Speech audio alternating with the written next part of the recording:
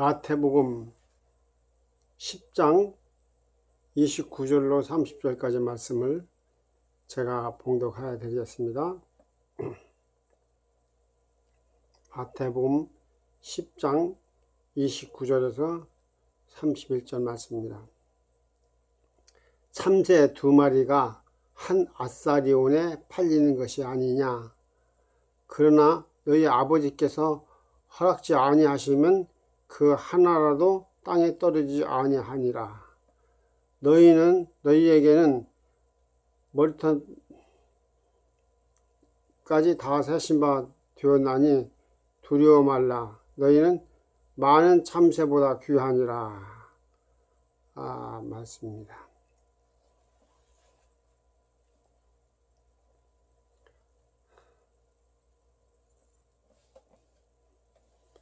참새 2마리가 한 아사리온에 팔리는 것이 아니냐.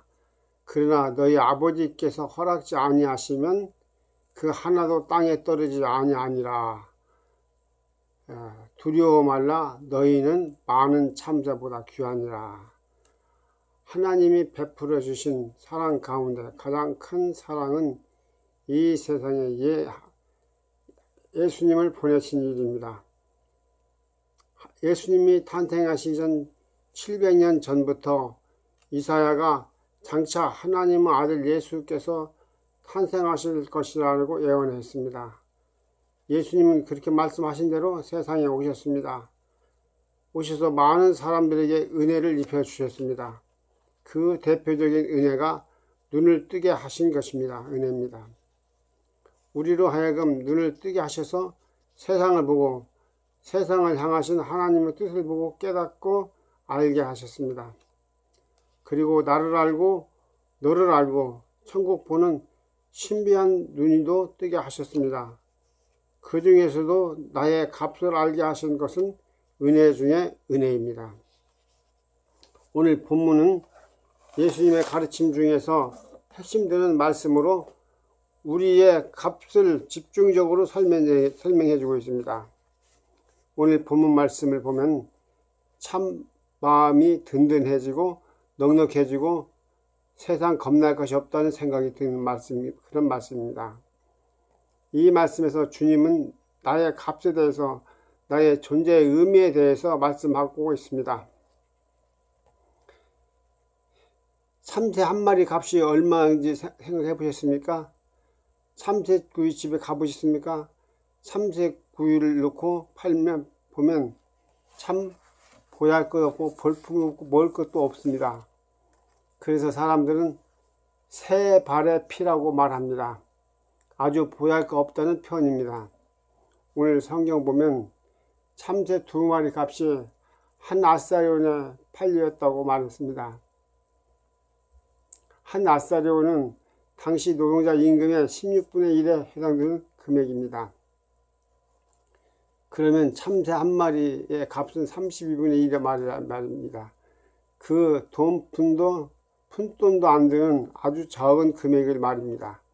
그런데 오늘 성경을 보면 이렇게 보잘것없는 참새 1마리에게도 하나님의 계획을 가지고 계신다고 말씀하셨습니다.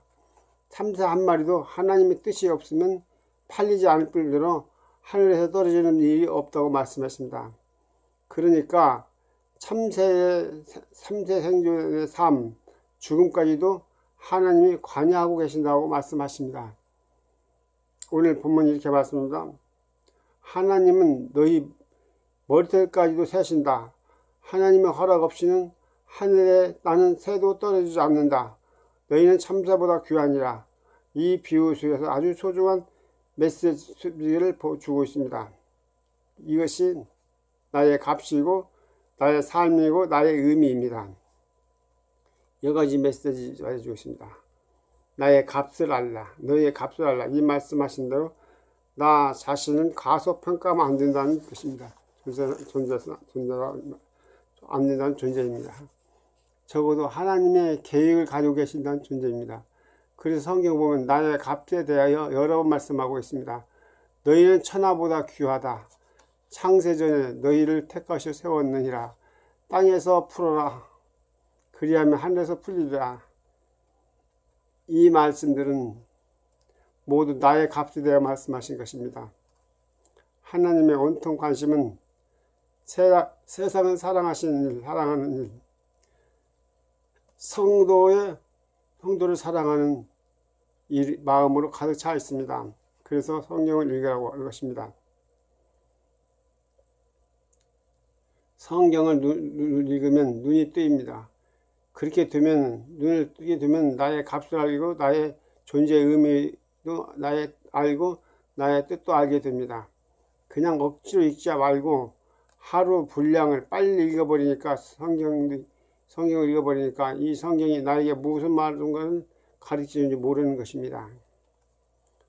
어느 대학생 아들이 아버지에게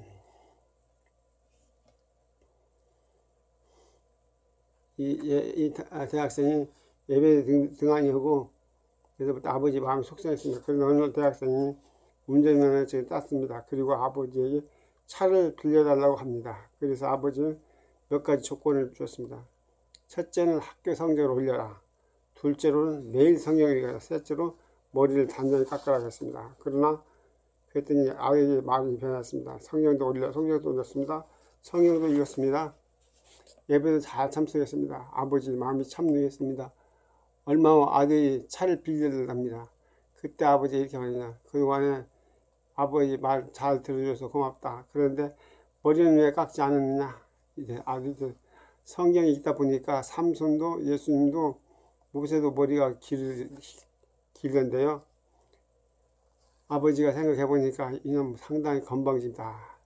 그래서 이놈을 어떻게 혼내줄까 생각하다가 이렇게 됐어요. 그래. 그런데 성경을 보면 그분들은 모두 걸어서 다녔단다. 너도 걸어서 다니라. 오늘 성경을 이렇게 읽습니다. 그러니까 내 마음의 감동으로 깨우침이 다가오지 않는 것입니다. 그래서 오늘 사람들은 자신의 값을 모릅니다. 의미도 가치도 뜻도 모르는 것입니다. 그러니까 자신을 함부로 대하고 비하하는 사람들이 늘어납니다. 그럴수록 자신의 값이 더 비참해지고 더 함부로 대해지는 것입니다. 오늘날 마약에 찌들어 살아가는 사람들이 많습니다. 모두 폐인되어 살아갑니다. 알코올에 중독되어 대낮에도 비틀거리고 다니는 청년들을 보면 참 마음이 아픕니다. 대낮에 젊은이들이 비틀거리고 있습니다. 한밤중에도 대로 실주하는 촉주도 있습니다.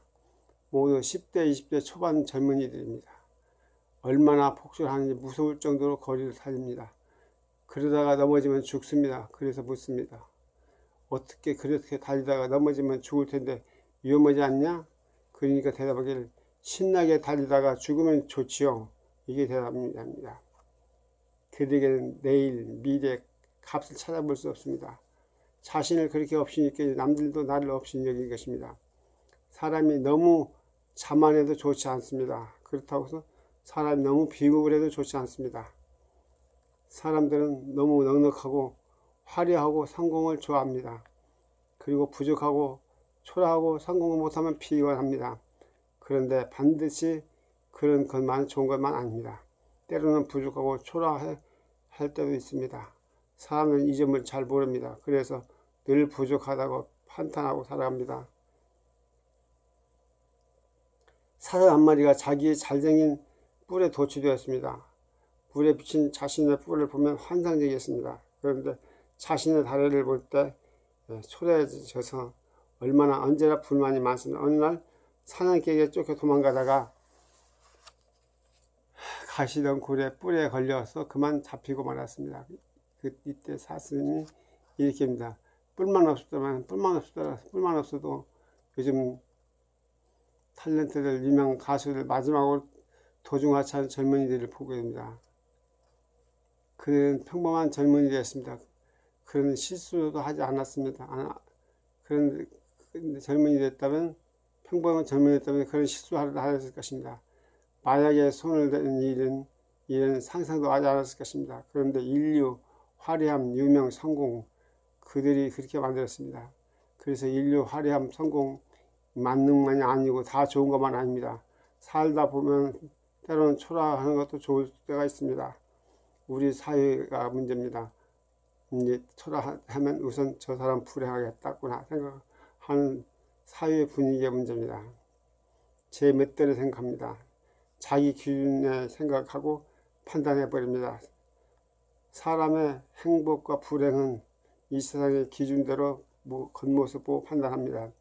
겉보기에 행복해 보이는 사람들 가운데도 감추어진 내면의 모습이 불행한 사람도 얼마나 많은지 모릅니다. 그래서 사람은 겉모습만 보고 행복하겠냐 불행하겠냐 말하는 것이 아닙니다. 문제는 자신의 값을 알고 살아가는 것이 중요합니다. 그래서 성경에서 주님은 나의 값에 대해서 말씀해 주고 있습니다. 하나님은 하늘 나는 새에게도 계획을 가지고 계신다. 하나님의 뜻이 아니면 공중의 새도 땅에 떨어지는 법이 없다. 하물며 너희 말하면 무엇이 하겠냐 하고 말씀하십니다. 이게 나의 값입니다. 누가 뭐래도 내가 소중한 존재임을 알아야 합니다. 이것을 알고 살아야 자신을 사랑할 수 있는 것입니다. 내가 나를 사랑한다 할 수 있어야 남들도 나를 사랑하고 하나님의 사랑도 받을 수 있습니다. 나에 대한 하나님의 계획, 본문 보면 참새 한 마리도 하나님이 허락지 아니하시면 팔리지도 떨어지지도 않고 죽지도 않는다고 했습니다. 그 말은 참새 한 마리도 하나님의 계획을 가지고 계시고 섭리하셔야 된다는 말씀입니다. 그러면서 말씀하시기를 너희는 참새보다 귀하다고 하셨습니다. 그 말은 너희 값은 엄청나다 말입니다. 우리는 이런 존재입니다. 하나님은 이런 나와 교제하고 함께 하시고 같이 일하는 것을 원하십니다. 하나님은 자꾸 나와 의논하고자 말씀하십니다. 미래에 대해, 장래에 대해, 할 일에 대해서, 진로에 대해 지금 고민하고 있는 문제에 대하여 상의하고자 말씀하십니다. 그래서 그리고 기도하라고 강조합니다. 그 말은 나와 상의하자, 너와 나 상의하자 그 말입니다. 대화는 참 좋은 것입니다. 부모와 자녀 간의 대화가 많을수록 좋습니다. 모든 문제나 오해가 그리고 어려움을 푸는 물수도 대화가 최고입니다. 상대와 깊은 교제를 나누고 사이가 좋게 하는 요소도 대화가 최고입니다. 사람은 대화하며 살아가는 존재입니다. 이것이 하나님과 마찬가지입니다. 하나님과의 대화는 기도하는 것입니다. 기도를 통해 하나님의 말씀을 말씀하시고 섭리하시고 응답하시고 깨닫게 하시고 길을 인도하시고 갈 길을 제시하고 있습니다. 그래서 대화인 기도가 중요한 것입니다. 뉴욕 타임즈에 발표한 걸 보면은 미국의 의료진들이 불임 환자를 치료하는데 기도하며 치료하니까 크게 효과를 봤다고 했습니다. 의료진들이 불임 환자 199명 상대로 해서 기도하면서 어떤 결과가 좋을까 연구했습니다. 한 불임 환자에게는 사진과 형편 그리고 병명과 내용을 적어 미국, 캐나다, 호주에 있는 신앙인들에게 기도 요청을 했습니다. 그리고 또 한 그룹에게는 기도 없이 그냥 치료했습니다. 그랬더니 나타나는 결과가 기도하며 치료한 그룹이 성공률이 배가 많았다고 하는 것입니다. 그런 기도가 그 기도를 중보기도라고 말합니다. 내가 남의 아픔을 위해 기도하는 기도회가 나타나지 않습니까? 만약 내가 나의 진로의 문제, 앞날의 문제를 유명하고 기도한다면 그 혈망 얼마나 진지하겠습니까? 우리 미라가 내일 이제 다리 수술하는데 우리 전 가족이 다 중보 기도를 합니다. 그러면 하나님께서 그 기도의 효과가 얼마나 크겠습니까? 엄청난 효과가 나타납니다. 하나님께서 우리의 기도를 들으십니다. 하나님은 우리 각자에게 계획하시고 계십니다. 그 계획을 하나님은 기도를 통해서 보이시고 이루고 성취하십니다. 우리는 이것을 인정해야 합니다. 그래서 본문에서 참새 한 마리는 하찮고 노동자의 임금 32분의 1밖에 값밖에 안 되는 존재인데요. 하나님은 그 참새 한 마리의 계획을 가지고 계신다고 말씀했습니다. 그러면 말씀하시기를 하물며 너희가 말할 것이 뭐냐 하고 말씀하십니다. 이 힘이 우리로 하여금 세상을 자신 있게 살아가야 합니다. 그래서 하나님은 나의 떼게 되시고 힘이 되시고 배경이 되십니다. 미래 할 일이 사실 하나님은 나에게 계획을 가지시고 계신다면 우리는 우리의 미래를 미래합니다. 나의 미래에 대한 믿음을 가지면 겁날 것이 없습니다. 지금까지 살아온 것도 내 뜻대로 살아온 것이 아닙니다. 여러분 살아온 지난 날을 되돌아보십시오. 내 뜻대로 된 것이 뭐 한 가지나 있습니까? 대부분 나의 생각이나 나의 계획과는 전혀 다른 길을 여기까지 걸어왔습니다. 내 인생은 내가 사는 것처럼 보이지만 그렇지 않습니다. 하나님이 나를 여기까지 이끌어 오신 것입니다. 우리는 이 점을 고백해야 합니다. 분명히 믿기는 우리의 앞날을 그렇게 따라 살아가려 할 것입니다. 그러면 하나님 계획과 계획이시고 섭리이시고 뜻대로 뜨시고 인도하십니다. 여러분 우리들이 이 세상을 살아가면서 가장 복된 삶은 하나님으로부터 인도받고 보호받고 안내받고 인내받고 살아가는 것입니다. 그 삶이 최고의 복된 삶입니다. 성령이 하신 일은 모든 것이 합력해서 유익하게 인도하시는 특징이 있습니다. 그분이 나의 미래와 장래를 정확하게 인도하십니다. 다릅니다. 그분이 신는 날 여기까지 인도해 주셨습니다. 그 앞길로 인도해 주십니다. 성령의 인도를 믿고 살아갈 사람은 존 보니라는 사람입니다. 존 보니는 영국에 나온 청교도이고 극작가입니다. 이분은 신앙의 이유로 국왕의 명령을 어기고 유언을 받아 감옥에 갇힙니다. 어느 날 옥사장이 한밤중에 조용히 문을 열어주면서 잠깐 집에 가서 쉬고 오시세요 하고 운전을 베풀었습니다. 그래서 이 존 보니는 감옥에서 나와 집으로 가다가 곧 돌아왔습니다. 간수가 왜 빨리 돌아왔냐고 물으니 이렇게 대답했습니다. 당신의 호응은 고마운데 아무리 생각해 보아도 이것은 성령의 인도가 아닌 것 같아서 왔습니다 하면서 다시 돌아왔습니다. 그리고 잠시 후 왕이 감옥 시찰을 나왔습니다. 존 변호는 감옥에 잘 있는 것을 확인하고 돌아갔습니다. 옥사장이 이 순간 간이 콩알만해졌습니다. 한마디로 목에 달아날 뻔했습니다. 그래서 이 옥사장이 존 변호에 이렇게 말합니다. 목사님의 성령을 인도하심 따라 행동하십시오. 하셔서 나도 살고 당신도 살았습니다. 앞으로 성령이 인도하신 대로 당신의 마음대로 나갔다 오십시오. 이 성령이 하시는 일 모두 이렇게 유익하게 안전하게 더욱 싸우면서 살아가도록 인도해 주십니다. 이 하나님이 통해서 유익하게 하시는 하나님이십니다. 이 하나님 우리의 계획을 가지고 인도하시는 것입니다. 하나님이 우리의 계획을 가지고 계시고 증거입니다. 그러면 하나님이 우리에게 계획을 가지고 무엇입니까? 그 첫째 증거는 달란트를 주시는 걸 주십니다. 사람들 다 재능이 주셔집니다. 그 재능이 활용해서 직업을 가지고 살아가고 이 세상에서 하나님 영광의 삶을 살아가게 된 것입니다. 그것이 하나님이 나에게 계획과 증거입니다. 그것이 수고하고 땀을 내서 수고하고 자신만 재능을 개발해서 사용하시며 살아갑니다. 잘 개발하는 사람은 그것을 최대한 하는 사람은 누구보다도 더 개발하는 그분에서 프로가 되는 것입니다. 나의 값을 알고 발견할 줄 아는 중요합니다. 나는 하나님이 계획을 가지고 인도하신다고 소중한 존재입니다. 얼마나 소중함을 깨닫고 수고하는 말씀과 예수님은 이 질문을 우리에게 가르쳐 주십니다. 살아가는 중요한 점입니다. 우리 비야 하나님께서 사랑받기 위해서 태어난 하나님의 귀한 딸이다. 기도해서 너의 수술 하나님께서 성공적으로 할 것 믿고 기도하면서 승리하길 바란다. 화이팅! 화이팅!